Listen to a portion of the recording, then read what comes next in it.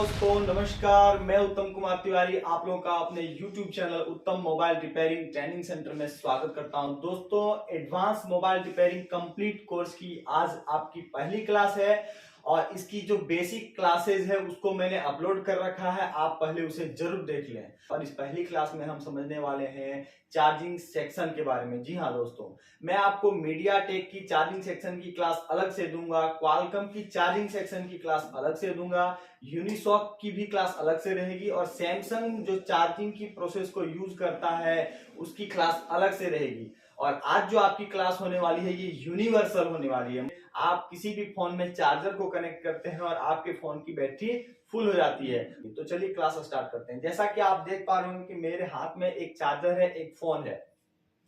तो आप जब भी अपने फोन को चार्ज करते हैं तो यहाँ पर चार्जर कनेक्ट करते हैं और आपका फोन चार्ज हो जाता है। तो ये होता कैसे है इसे समझते हैं। क्योंकि इस चार्जर को एसी करंट की जरूरत होती है और हमारा फोन डीसी से चार्ज होता है।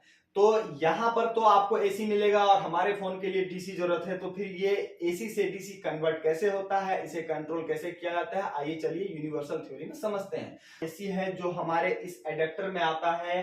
फेज की लाइन यहाँ कनेक्ट होती है और न्यूट्रल की लाइन यहाँ कनेक्ट होती है। आप इसे ऐसे लगाएं या इसे इस तरह से प्लग इन करें। इसमें एसी करंट इनपुट होता है। यहाँ एक प्राइमरी कॉइल लगी होती है और प्राइमरी कॉइल में जब मैग्नेटिक फील्ड का निर्माण होता है तो उस मैग्नेटिक फील्ड के करीब सेकेंडरी कॉइल होती है और ये प्राइमरी और सेकेंडरी कॉइल मिलकर स्टेप डाउन ट्रांसफार्मर की थ्योरी का निर्माण करता है। और स्टेप डाउन थ्योरी का मतलब यही है कि वोल्टेज को स्टेप डाउन किया जाए। तो यहाँ 220 एसी वोल्ट को सीधे 5 वोल्ट एसी में कन्वर्ट कर दिया गया, इसे डाउन कर दिया गया। सबसे पहले तो वोल्टेज कम करने की जरूरत पड़ती है जो ये एडेप्टर करता है।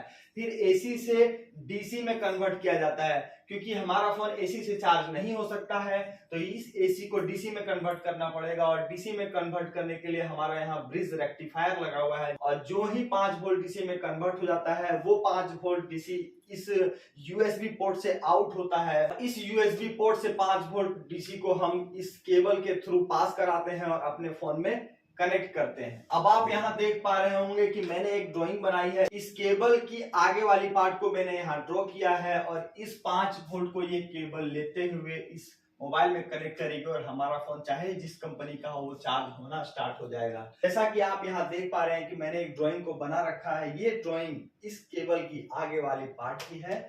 इसमें एक प्लस होता है, एक माइनस होता है। यही प्लस माइनस हमारे चार्जिंग कनेक्टर में कनेक्ट होता है। Charging connector that means CC charging connector, जो कि यहाँ पर आपको फोन में दिखाई देगा। और इस चार्जिंग कनेक्टर में कनेक्ट होने के बाद यही करंट हमारे बैटरी कनेक्टर में आता है और बैटरी कनेक्टर में आने के बाद बैटरी चार्ज होती है। हालांकि इस चार्जिंग कनेक्टर और बैटरी कनेक्टर के बीच बहुत सारी क्रियाएं होती है जो आज आपको मैं नहीं बता सकता, क्योंकि आज आपकी पहली क्लास है और यूनिवर्सल थ्योरी है। इसके आगे आने वाली वीडियोस में आपको धीरे धीरे करके अपडेट कर दिया जाएगा। क्योंकि आज की वीडियो बहुत सारे मेरे फ्रेशर बंदे देख रहे होंगे, बहुत सारे मेरे ऐसे सब्सक्राइबर देख रहे होंगे जिनका मोबाइल रिपेयरिंग से कोई लेना देना नहीं है और उन्होंने मुझे सब्सक्राइब करके रखा है। तो मैं कोशिश करूंगा कि इस थ्योरी से सारे लोगों को चीजें समझ में आए और जैसे ही क्लास अपडेट होगी नेक्स्ट क्लास में आप लोगों को इसका अपडेट वर्जन देखने को मिलेगा, जो कि चार्जिंग पिन से लेकर बैटरी कनेक्टर के बीच में कितनी सारी क्रियाएं होती है वो देखने को मिलेगा।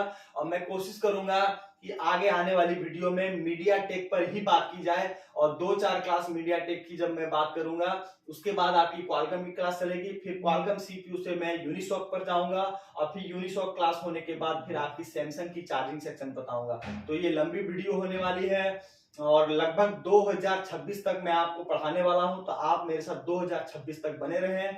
Thank you. जय हिंद, जय भारत।